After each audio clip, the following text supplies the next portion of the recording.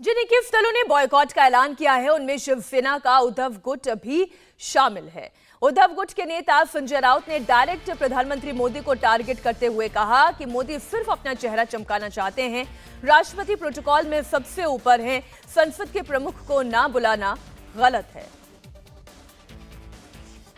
Sir, लोकतंत्र का मंदिर है, नया मंदिर बन रहा है, इसमें बहिष्कार क्यों? ये उसके ऊपर बहिष्कार की बात नहीं है। हमारा विरोध जो 20 पॉलिटिकल पार्टीज है उसका विरोध नए संसद भवन को नहीं है, उनके उद्घाटन समारोह का भी विरोध नहीं है, लेकिन एक प्रोटोकॉल है, संविधान ने एक प्रोटोकॉल बनाया है। जिस संसद के प्रमुख राष्ट्रपति होते हैं अब उनको ही निमंत्रण नहीं दिया है। निमंत्रण पत्रिका जो है, इन्विटेशन कार्ड देखिए आप, ओनली मोदी एंड मोदी, प्रधानमंत्री। ठीक है, उपराष्ट्रपति का एक प्रोटोकॉल होता है, राष्ट्रपति का सबसे ऊपर प्रोटोकॉल है।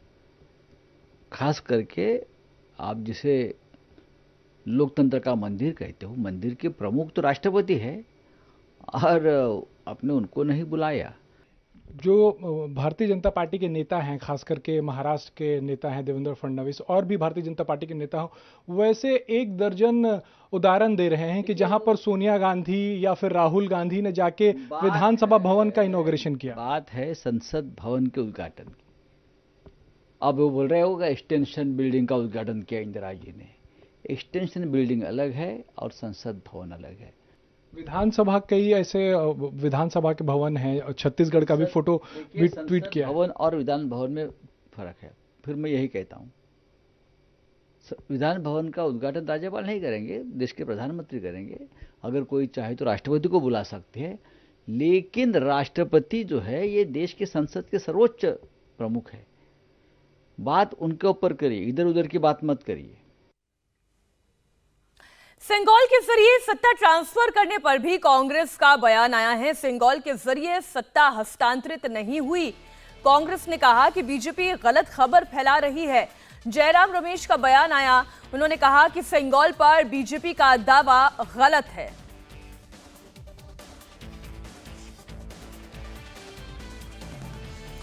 और इस वक्त दिल्ली से हमारे साथ संवाददाता शोएब रजा जुड़ गए हैं। शोएब, पहले तो ये बताएं कि जयराम रमेश जो दावा कर रहे हैं उन्होंने अपने दावे में क्या कहा है? सिंगल के जरिए क्या सत्ता हस्तांतरित हुई थी या नहीं हुई थी? कांग्रेस का दावा क्या है?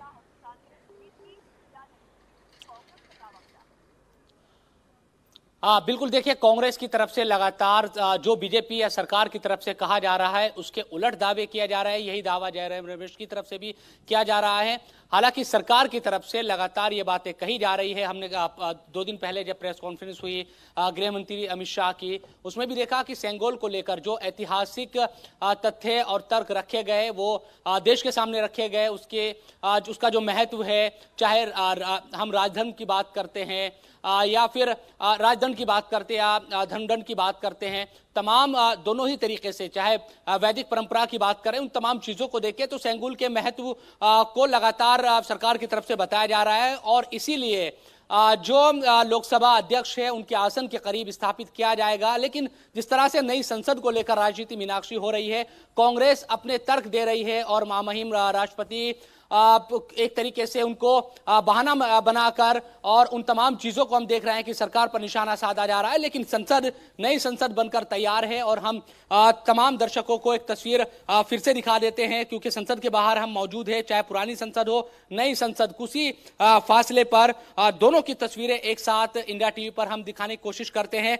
और जिस तरह से जो राजनीतिक बात है, तो चाहे अपोजिशन की उन 19 और 20 पार्टियों की हम बात करते हैं जो लगातार ये कह रही है कि वो बहिष्कार कर रहे हैं इस पूरे नई संसद के इनॉग्रेशन के कार्यक्रम का, लेकिन मायावती की तरफ से कल जिस तरह से ट्वीट आए, उसके बाद जेडीएस की तरफ से जिस तरह की बातें कही गई, उससे यकीनन सरकार का जो मनोबल है इस सिलसिले में वो बढ़ा है। और सरकार अब ये कह रही है, कल से ही हम देख रहे हैं कि जो बीजेपी के नेता इस बात को कह रहे हैं कि जो देश से प्रेम करता है, जो राजनीतिक दल तमाम जो हम देखते हैं कि राजनीति होती है उन सब से इतर होकर जो राष्ट्रीय मुद्दों पर जो दुनिया को दिखाने की कोशिश करते हैं कि हम साथ हैं, वो हमारे साथ आ रहे हैं। और मायावती जी हो या जेडीएस की बात करते हैं तो वो हमारे साथ इसीलिए आए हैं क्योंकि उनको लगता है कि सिर्फ विरोध करने के लिए विरोध नहीं होना चाहिए, बल्कि संसद का ऐसा इशू है जो दुनिया में एक संदेश देगा कि आज़ादी के बाद भारत ने हमने देखा कि 90 साल तक पुरानी जो संसद है